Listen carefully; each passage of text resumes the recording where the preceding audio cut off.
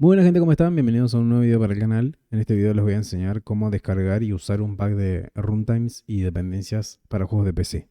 Bueno, el link del pack de actualización lo van a encontrar en el comentario fijado. Como ven, van a tener tres opciones. Todos los van a llevar al mismo archivo. La contraseña, la puse acá, es Mocheus, como siempre, todo en minúscula. Ustedes van a acceder a la página y dentro de la página van a ver el paquete. Yo ya me lo descargué, por supuesto. Nadie está descargándolo otra vez. Y le voy a mostrar que la contraseña sí es. A ver, tengo activado en mayúsculas. Pongo Mocheus, minúsculas.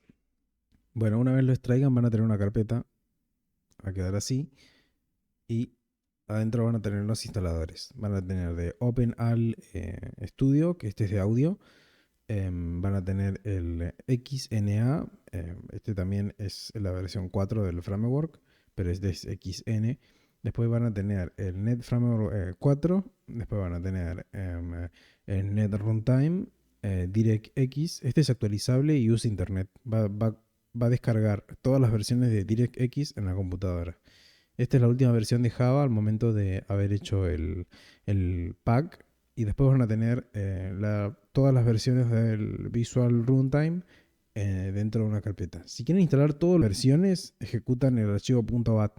Si quieren instalar una en específico, lo único que tienen que hacer es cliquearla. Las van a tener ordenadas por año de salida. Tienen desde el 2005 hasta el 2022. Estas son todas las versiones hasta la fecha. Creo que hasta acá nomás llegaría el tutorial. No me quiero meter en tecnicismos explicando para qué sirve cada cosa.